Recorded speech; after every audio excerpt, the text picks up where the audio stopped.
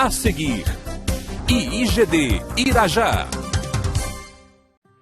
Bem, como nós temos contemplado, irmãos, porque foram 40 anos rodando no deserto, 40 anos, irmãos, quando a trajetória era curta e rapidamente eles chegariam. Há pessoas que põem dificuldade para receber a sua bênção. Porque o problema é muito sério. Porque o negócio é grande. Porque ninguém sabe. Vamos parar com isso, irmãos. Às vezes o cristão, ele põe um volume de tamanho no problema. Ele intensifica por causa do estado do seu coração. Nunca veja o seu problema como grande ao ponto de não poder ser resolvido, porque aí você tira o seu coração de Jesus, que é maior que tudo e pode resolver tudo. Coloque sempre essa balança diante de você. Não, o problema pode ser grande, mas Jesus é maior. A palavra de Deus é viva. Deus tem solução para tudo. Coloque isso dentro de você. Se não for assim, você só vai conseguir, dentro dos seus limites, o que a limitação natural humana consegue ou permite. Irmãos, um sentimento que atrapalhou demais, tá? Na trajetória daquele povo, logo no início, foi o medo. O medo do problema, o medo da doença, o medo disso, o medo daquilo, o medo de uma investida maligna, o medo de um mal, o medo de uma desgraça, o medo, enfim, medo de passar necessidade, medo de desemprego, seja qual for o medo, tá? O medo é um inimigo que literalmente aborrece a Deus e impede o poder de Deus de operar. É que Deus fica impedido, Ele é Deus soberano, mas Ele diz que não. Se Ele diz para não ter medo, é porque não tem que ter medo. Mas como resolver isso? Bom, nós vamos dizer primeiro por que aquele povo se apavorou tanto, se apavorava tanto. Então, com os olhos humanos, os olhos da carne, eles viam as dificuldades. Vamos lá em Êxodo capítulo 14, logo no início da saída do Egito.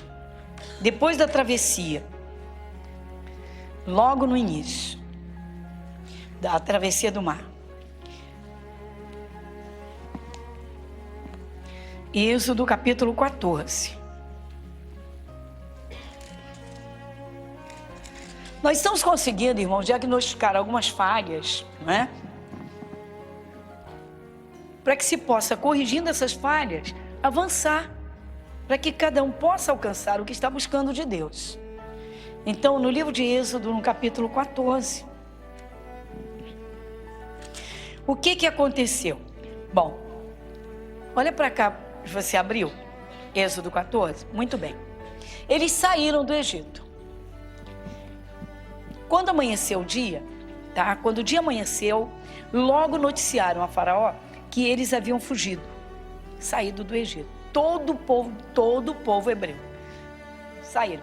E eles eram como que escravos de Faraó, eles estavam escravizados. Então o Faraó se sentiu dono deles, literalmente dono de tudo, não só deles, de tudo que era deles. Então eles agora saem pela poderosa mão de Deus, eles saem.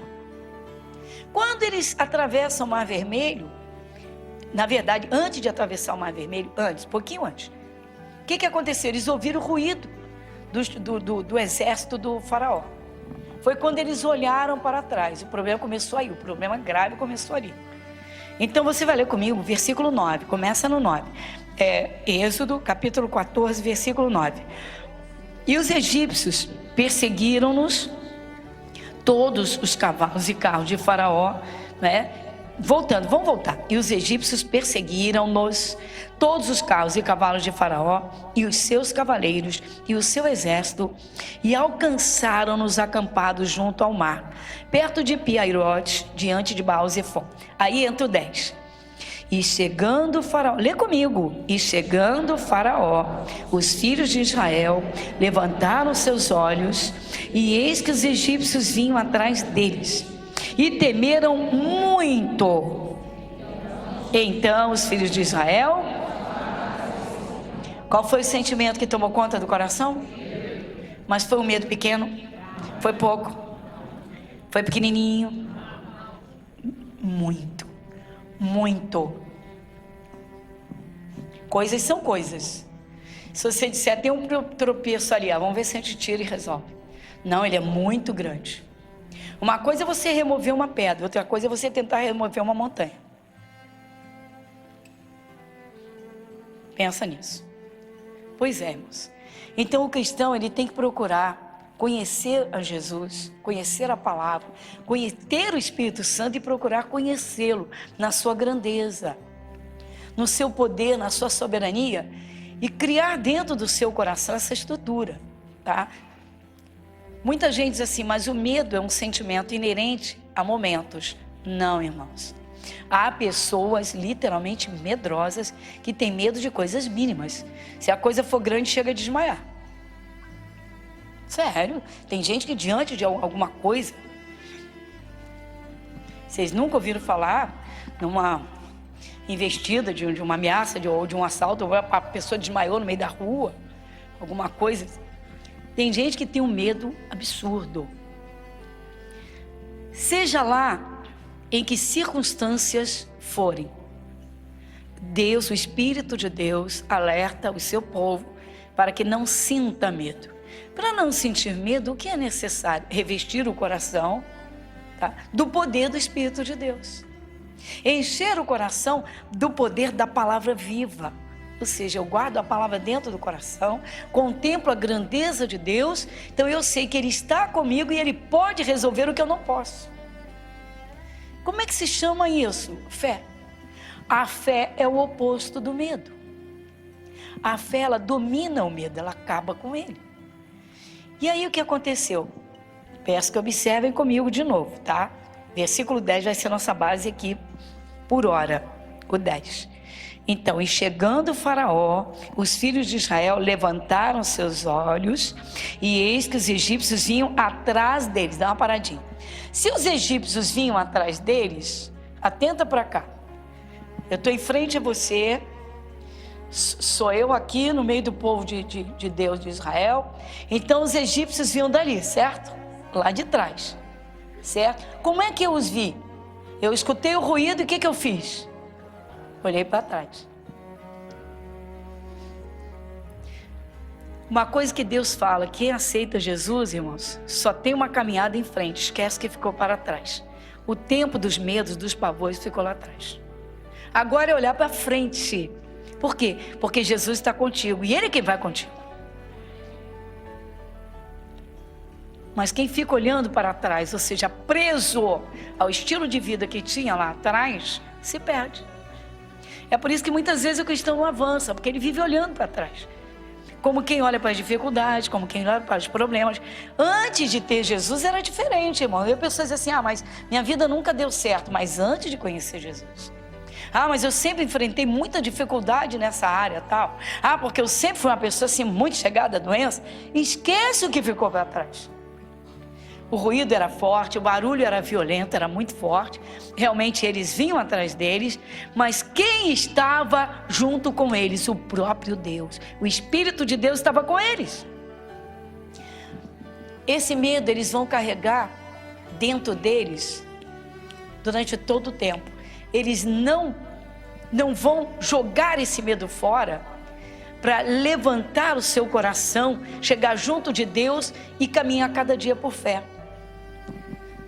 Quando o problema é grande, irmãos, que a pessoa ainda está saindo, vamos dizer, do estado natural para uma busca do estado espiritual, a pessoa tem que aprender a viver cada dia. É cada dia. Acordou, começa, se enche da palavra.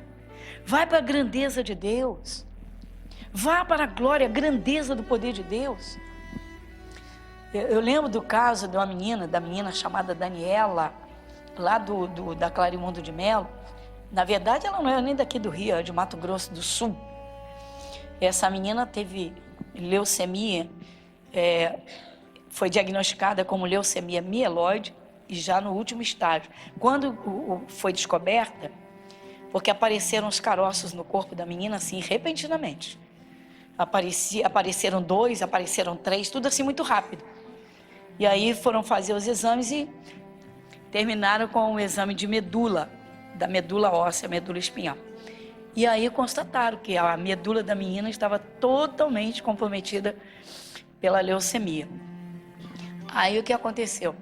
Foi aí que os pais começaram a buscar, eles eram tradicionais, e vieram, através de uma amiga da nossa igreja, a mãe veio e foi começar a aprender. E tinha que ser tudo muito rápido, porque os médicos, uma junta médica, tá? Depois de feitos todos os exames, e esse da medula óssea, chegaram à conclusão que a menina não viveria mais de 10 dias. Foi desespero total. Quando a notícia bateu, foi um desespero, literalmente derrubou a família toda. Mas essa mãe, ela disse: eu tenho Jesus, eu creio. Eu não sei como, mas eu sei que Jesus ressuscitou Lázaro, que ele ressuscitou a filha do Jairo, alguma coisa tem que acontecer. Foi aí que ela procurou uma amiga, ela falou com essa amiga, membro da nossa igreja, que já via que essa família veio passar 3 anos aqui no Rio de Janeiro a trabalho. E essa menina amiga sempre chamando: vamos lá comigo, para você entender determinação, para você entender o poder das palavras, vamos comigo e tal.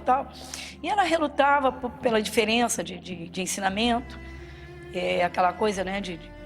Bom, enfim. E aí foi que, nessa situação, tá? Pegaram um voo, vieram e a mãe veio falar comigo.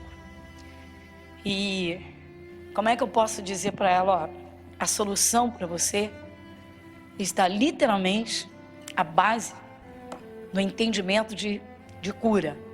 Mas você tem que entender e assumir o Calvário. Mas isso vai entrar num minuto dentro de uma pessoa? Claro que não. Mas o amor daquela mãe pela filha, dos pais pela filha, e aquele desejo ardente de entender a palavra para dar uma virada, foi grande.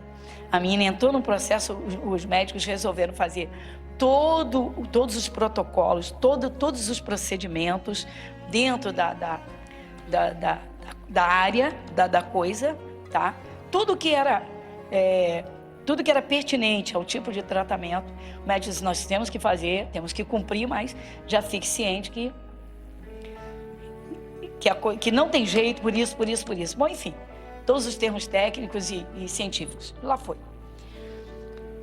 Eu achei interessante que essa mãe disse para mim: pastor, quando ela saía para fazer o procedimento, que era intravenoso, eu dizia assim para Jesus: Senhor, vai entrar como água no corpo dela, porque quem está restaurando as suas células é o Senhor.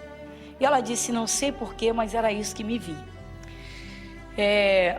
Começou a ler o Curar Enfermos e Expulsar Demônios.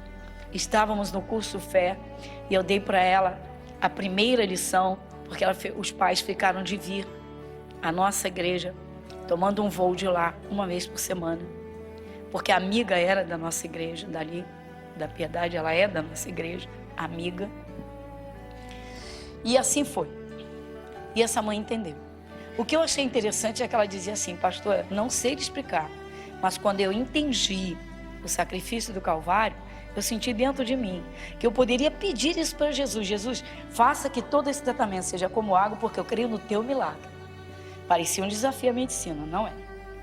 Bom, resumindo, o tratamento está sendo feito, a menina está respondendo, e houve um comentário por parte de um médico junto com os outros dizendo o seguinte: é interessante que todo mundo que faz ele diz, todos os meus pacientes que fazem essa medicação, né, essa série, né, voltam, tem diarreia, voltam vomitando, ficam nauseados, ficam todos inchados, e com essa menina não acontece nada. Aí eles chegaram à conclusão no início que não estava acontecendo nada por parte de ação de remédio, ou seja, que a menina morreria repentinamente porque não estava acontecendo nada, era o contrário. Era a fé da mãe trabalhando. A fé da mãe trabalhando.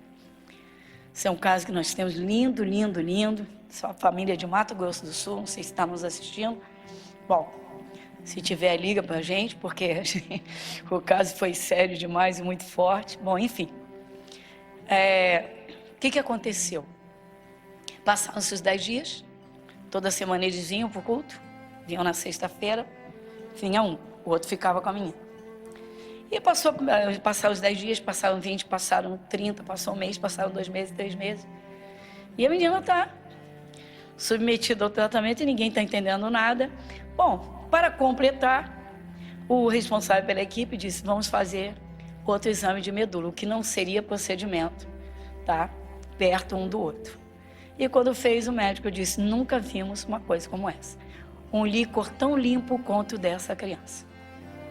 Essa menina esteve no altar lá na Clarimonde de Melo, no Galpão, no ano de 1998, em cima do 1999, perdão, em cima do altar.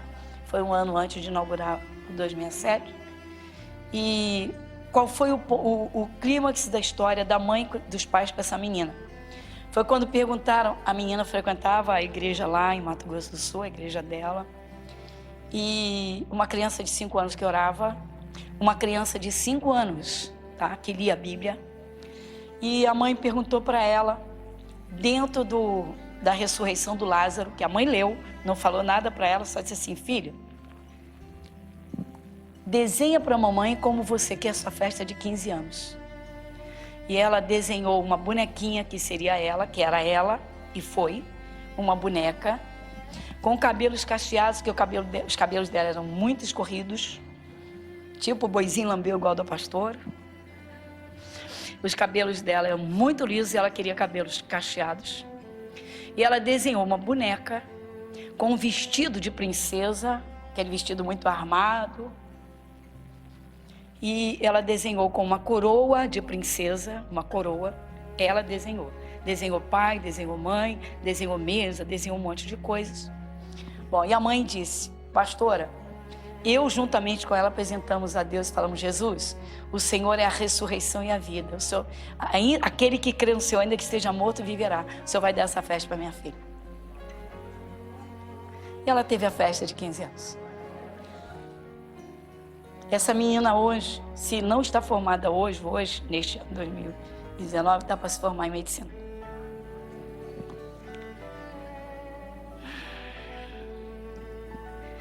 Quando eles olharam para o faraó, eles sentiram muito medo. Quem olhar o faraó, meu irmão, quem olhar o problema, vai sentir medo. Tem que saber guiar os olhos. O cristão tem que entender a diferença e discernir entre os olhos físicos e os olhos da fé. Parece loucura, é coisa grave, mas se quiser um milagre, se quiser realmente vencer um grande problema, para Jesus é simples, mas para o ser humano, para nós, não é não. Não adianta dizer que é porque não é. Uma junta médica, chamar pai e mãe e dizer, ó, no máximo 10 dias, não dá para brincar. Única filha, só tinha aquela menina, Daniela. Senhor, vai ser como água no corpo dela. Por quê? Tinha que cumprir o protocolo, tinha que cumprir o procedimento. Eu lembro um dia que eles pediram aos médicos, isso depois de um tempo, que ela ficou muito tempo internada, pediram para liberar para ela vir no nosso culto, para ela vir. E eles assinaram um termo. E eu lembro que era lá no Galpão, na Clarimundo, para quem veio de lá, um colchonetezinho no cantinho da parede. E ela olhava assim de lado, parecia um feixinho de ossos. E depois dela curada, eu perguntei, você lembra o dia que você teve aqui, que você veio carregada e foi posta ali no cantinho? E ela disse, eu lembro, eu estava olhando para a senhora. Essa menina faz parte do louvor da igreja dela. Esse é um dos casos que eu mesma fico impactada até hoje, porque foi grave demais, foi sério demais. Mas a mãe dizia, Jesus, é com o Senhor. Os olhos da fé nunca estiveram neste povo, por isso que eles não conseguiram entrar. Desde o início sempre foi assim. Você está vendo aqui o início, tá? Bem o iniciozinho. Eles acabaram de sair do Egito, estão saindo. Ainda nem atravessaram o mar. Aí o faraó vem atrás deles com aquele exército poderoso, aquele aparato todo, aquele armamento todo. Eles não tinham nada disso. Então, parecia literalmente impossível que eles pudessem sair de lá. Tá. O problema foi que quando eles olharam para trás, que eles deram de cara com o exército de faraó, o medo tomou conta do coração. Esse foi o problema. E eles carregaram isso Olha, eles atravessaram o mar em seco, eles viram o mar aberto para eles, as águas como muros de proteção, eles viram com o olho físico, eles viram aquilo. Mas nem assim eles conseguiram colocar no coração que o Espírito de Deus estava ali com eles para livrá-los de qualquer coisa, para dar livramento total. Nem assim eles conseguiram, tá? Aí eles atravessam o mar, Faraó naufraga, literalmente, tá? Afundado. O Senhor Deus estava segurando as águas. Eu não sei se a própria palavra, foi a vara de Moisés que abriu, se os anjos estavam lá segurando, não sei. Só sei que Deus fez. Que Deus fez, ele faz e faz. Quando o último israelita atravessou, saiu da parte que era o mar, quando o Faraó já estava quase no meio, Deus soltou as águas. Tá. Aí você vê o que aconteceu. Dá uma olhadinha comigo. Logo aqui.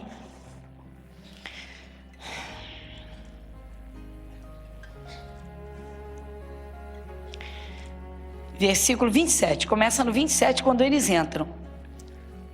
Então Moisés estendeu a sua mão sobre o mar, e o mar retomou a sua força.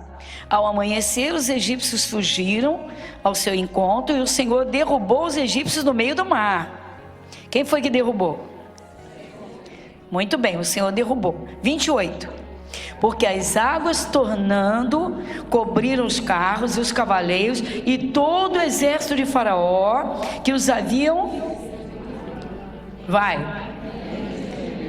Nem ainda um deles, não ficou nenhum.